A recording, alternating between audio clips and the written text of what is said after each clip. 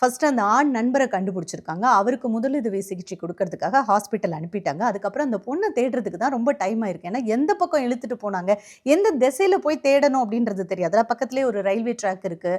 பெரிய ஏரியான்றதுனால அங்க தெரு விளக்குகளே கிடையாது. ரொம்ப கும்மிருட்டா இருந்திருக்கு. ஸோ கடைசியில அந்த பகுதியில இருந்த பொதுமக்களையும் ஹெல்ப்புக்கு கூப்பிட்டு எல்லாரும் சேர்ந்து தேடியிருக்காங்க.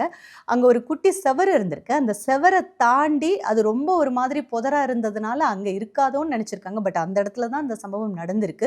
அங்கேருந்து இந்த பொண்ணும் வந்து தட்டு தடுமாறி நடக்க முடியாம நடந்து கஷ்டப்பட்டு கொஞ்சம் வெளியில வந்து சத்தம் போட்டதுக்கு அப்புறமா அந்த பொண்ணை மீட்டு இப்போ ஒரு பிரைவேட் ஹாஸ்பிட்டலுக்கு அனுப்பி அந்த பொண்ணுக்கு சிகிச்சை நடந்துட்டு இருக்கு.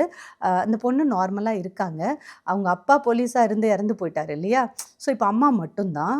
அந்த தாய்க்கு எவ்வளோ வேதனையா இருக்கும் தெரியுமா? வார்த்தைகளால சொல்லவே முடியாது. பொண்ணை வந்து படிக்க அனுப்பியிருக்கோம் அப்படின்னு சொல்லிட்டு நிம்மதியா இருந்திருப்பாங்க வீட்ல. ரைட்ஸ் எல்லாம் பேசிட்டு இருக்கோம். அந்த பொண்ணு போனது, அவங்க பழகுறது இதெல்லாம் அவங்களுடைய பிரைவசி. ஆனா, எங்க போனாலும், என்ன பண்ணாலும் நமக்கு சேஃப்டி இருக்கா? அங்க போனா நமக்கு சேஃப்டியா? பயம் இல்லையா? அப்படின்னு பயப்படக்கூடிய ஒரு சமுதாய சூழல்ல தான் நம்ம வாழ்ந்துட்டு இருக்கோம். நம்ம ரொம்ப தைரியமா நான் எங்க வேணா போணுவேன், என்ன வேணா பண்ணுவேன் அப்படின்னு சொல்ல முடியாது. அப்படி ஒரு சொசைட்டி இன்னும் கிரியேட் ஆகல. இல்லாத ஒரு இடத்துல போயி வேணுங்கிற விஷயத்த எப்படி கேட்க முடியும்?